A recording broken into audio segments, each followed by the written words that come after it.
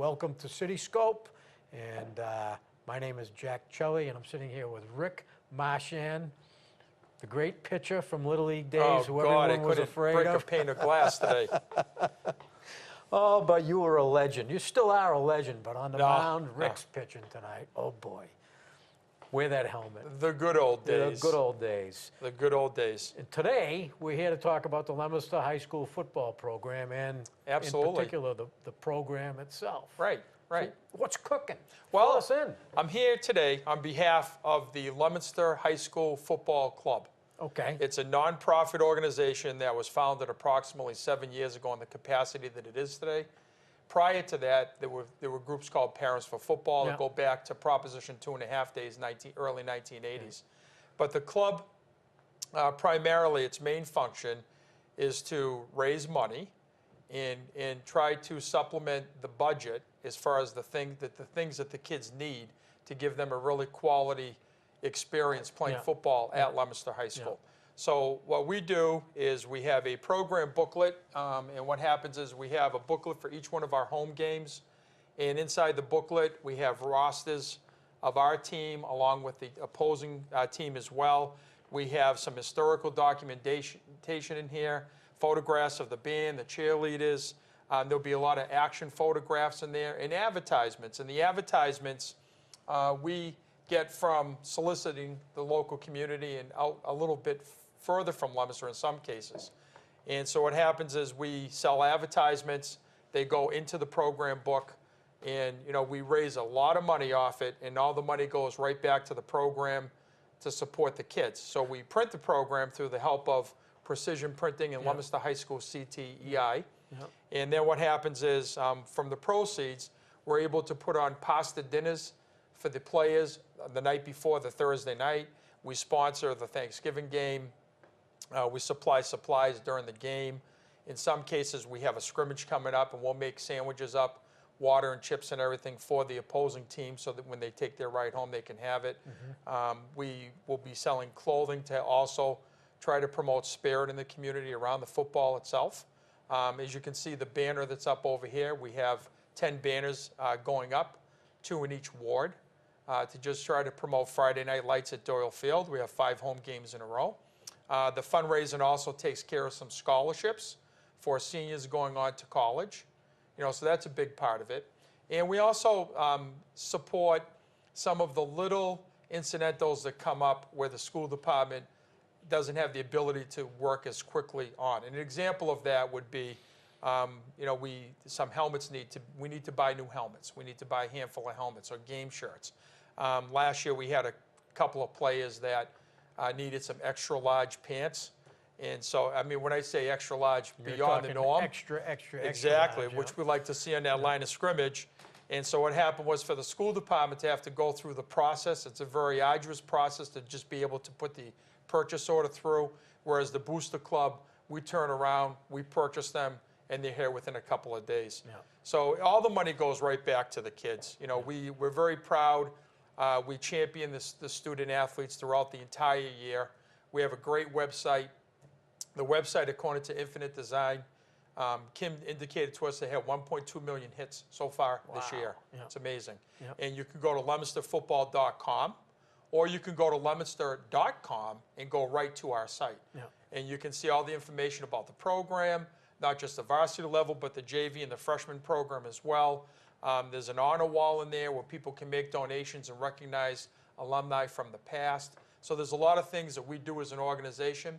We also try to promote the game and help with some of the different themes that are happening. And an example of that would be during September, we have pediatric cancer that's going to be recognized.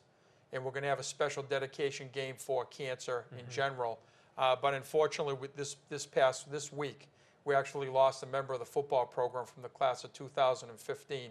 So we'll be recognizing Mr. Rosario, at that game, along with another youngster in town here that's unable to go to school as a result of battling cancer. So we do things like that. We'll be doing a sponsorship senior recognition night, and so there are different themes that get brought into this. We also lost Coach Mike Austin and a very beloved individual who graduated from Leominster High School, the class of 1981.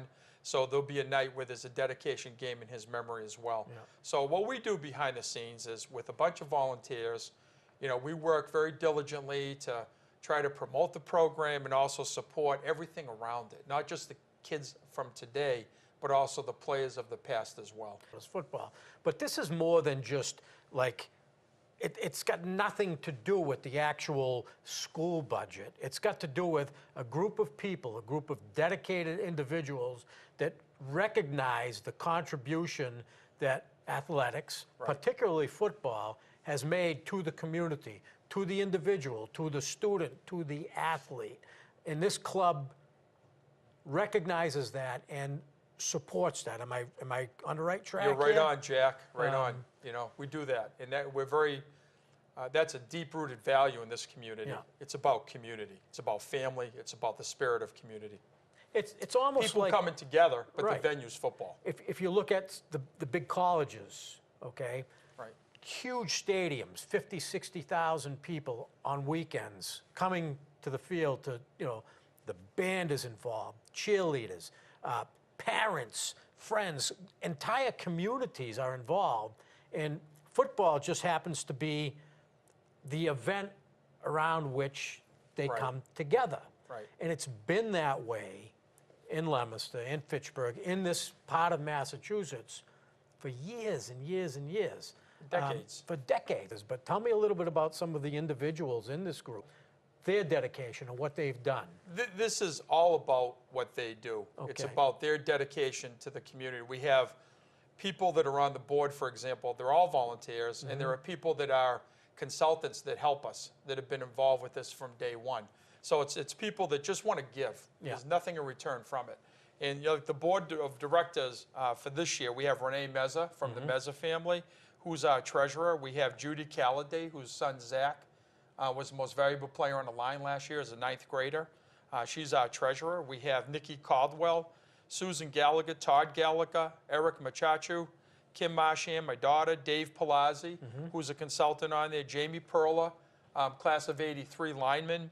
We have Joe Tossi, Kim Tossi, Dickie Tucker, as we all know, the voice of Leominster High Well, football. don't let Todd Robbins Without hear you say question. that. Now, Todd, we can have a discussion on that, but Tuck's been doing it before Todd was born, so Yeah. we have to give him some credit Yeah. for that. We also have Ron Valley, who was a Hall of Famer himself, as a center for Dave Palazzi when Yeah. he was back in high school. And then we have, of course, the godfather of Blue Devil football, in my perspective, and probably one of the most dynamic teachers Leominster High ever had. That's Dom Ciccolini. Okay. And he tries to retire year after year, and we drag him back in here. We so much They just appreciate keep it. pulling them back in. He can. He actually bleeds blue and white. Yeah. So there's no way he's going to retire, as we know the definition of retirement. And then we have Susan Centafati, who runs the Letterman's program. And what happens is, in order for the kids to receive a Letterman's jacket, they have to be able to perform certain standards of community service, academics in the classroom, be a good citizen. And Susan pretty much runs that program right there. Goes out, finds a company that, they go out to bid, find the jackets, and actually participates in the award ceremony that we actually give them out. So there's a lot of people. There's people, that volunteered down the Elks. We had a board meeting Sunday night, and they're in there cleaning a room, making it ready for us. There's just a lot of people behind the scenes. So this is just a group that kind of spearheads the whole project, but without the parents of the players and the enthusiasts in the community that support student athletes in the century of tradition of football, we couldn't do this without them. You got kind of a chuckle out of me at the beginning when you were talking about, you mentioned the pasta dinner on Thursday nights. Right, Because the game right. is on Friday, but I can Right. remember a couple of times back in the day, we're going way back now, when they would have, the games were on Saturdays, they Right. would have an event like that, but the bottom line motivational factor for those pasta dinners or get-togethers on, say, a Friday night before the Saturday game That's was right. to keep us in line. That's They right. didn't want us going out doing anything stupid the night before a game. That's right. And that was Huck Hannigan's brainstorm. He that's kept right. the thumb on everyone. That's He right. watched us like hawks. We'll have a spaghetti dinner. That way I know where you are. I know Exactly. you're going to bed on time. Well, Pete Bolio learned well from that, Yeah. followed by Mike Fayette. Yeah. So Dave Palazzi, the next coach in line, has basically kept that concept going. And I remember when I was coaching Leominster High back in the late 70s and early 80s with Coach Bolio, my first head coach, and then Mike Fayette. Yeah. You know, we'd do film after that too. Yeah. And what happened was you went home, you went to bed. You were in your house, you know, and if you weren't there, you broke that curfew. If a coach called the house and you weren't home, you were in serious trouble. So, you know, today it's kind of a voluntary curfew. And, you know, one of the exciting things about being on the outside looking in and being down on the sideline taking some pictures and being around the kids and listening to conversation but giving them their privacy is they still have that bond of dedication that they have developed going back generation after generation about we have a game tomorrow. There's no horsing around tonight.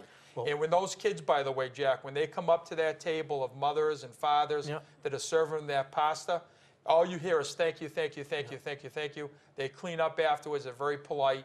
And it's pretty special. It's a nice tradition. Palazzi is definitely a product of what we've been talking about. Right. You know, Hannigan, Bolio, Fayette, all part of that tradition, all part of that discipline. So, I mean, it can't help through Palazzi to be reflected on the kids and the community, with the community behind it. Yep. The kids realize that their responsibility is to themselves, to their team, to their community. So there's one cool thing about sport.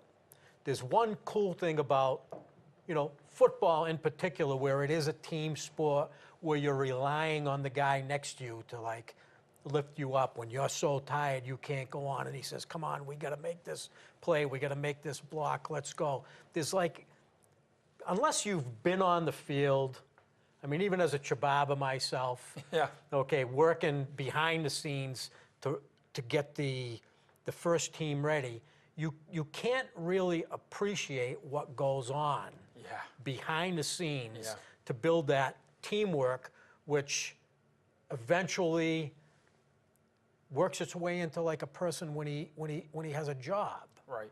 when he, you know, when he's in the community, when he has to dig down, you know, to fundraise, to help out in whatever way they can. It's all it's like just an amazing thing that I'm in awe of.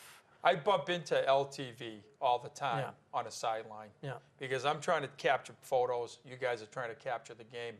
And one of the greatest enjoyments I have looking through the photographs after a game are not necessarily the action shot. It's the shots that take place after the whistle has blown.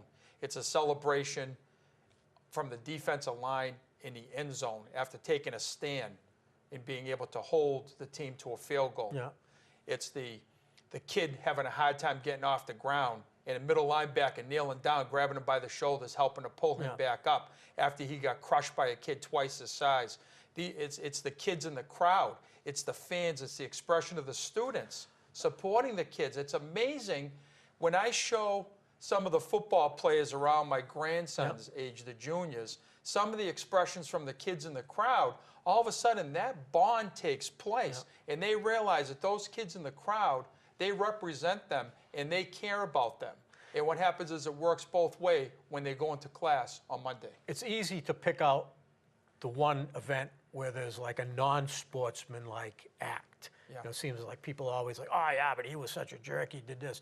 But how many times I've seen when you're talking about where a kid gets leveled, or even the guy that puts the stick to an opponent, reaches over and helps that opponent up. And at the end of the game, you know, there's a bond between the guy that you were across the line with, that you went toe-to-toe with.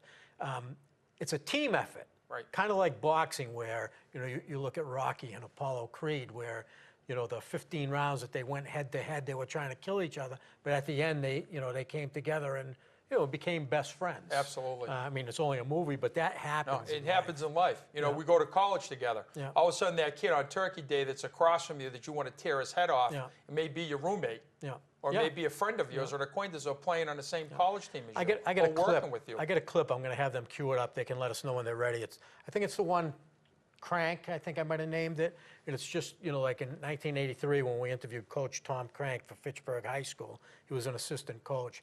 And we asked the question of, lessons in life that people learn on the football field. He made this little statement that, 1983, how many years ago was that? Oh, my God. 30 anyway, Yeah. right? 32, 33, You're looking 34. at I can't even count that high. 34 years ago. The older I get, the tougher it gets to count that high. I know. But anyway, he made this statement that it still holds true. And I know when they're ready, they can let us know. I just want to play it, to let people know what happens. I don't think there's a greater teaching, learning experience for young people than to play the game of football, because just like many times in our life, we're confronted with illness in families and splits in families and all kinds of hardships. And sometimes in that game of football, we're down 20 points and we've got just very few minutes left to go, and we've got to just suck it up from the ground up and come right on back and do our best. Sometimes it works that it's just only an individual and that individual's effort that will bring us into a victory. And sometimes it's an entire team that requires that kind of effort, that momentum, so to speak.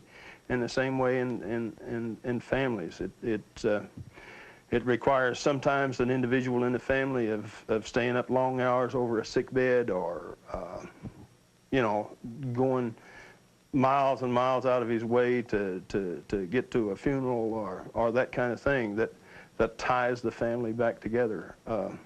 In our work experiences, we see things like that every day, that sometimes we don't think that we can go on, but that individual effort and that individual training that we went through, that tenacious to succeed at the cost of our physical being many times in football, where you've got to just suck up all the hurt and the pain and go just another step further.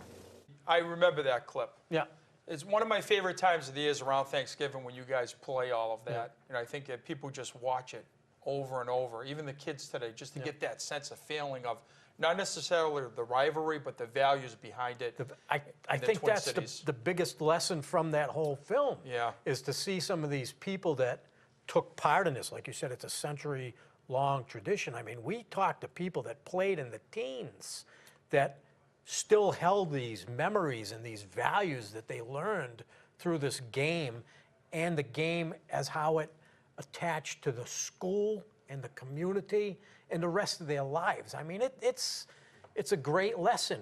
And nowadays, when we put so much emphasis on instant gratification, that we forget to look at some of these things. And I think that, the older we get, and even the kids that are going through it now, as they get out of it and they can look back in retrospect, they're going to realize it. So as long as we keep it out there, someday it might sink in. It's kind of like, you raise a kid. Yeah. How long before your kids say, wow, Dad, you're really not as stupid as I thought you were when I was a teenager. It might take them till they're 30, but eventually most of them come around. For sure, You for know? sure.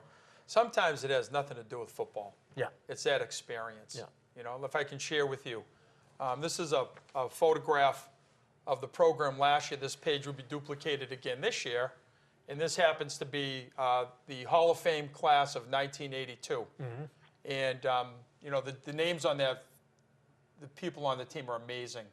And when they had their induction into the Hall of Fame, their spokesperson, Doug McIntosh, who was the captain center for that team, kind of one of the big leaders on that team, was a little bit upset because one of the four captains was not present. And he found out that captain was kind of lost.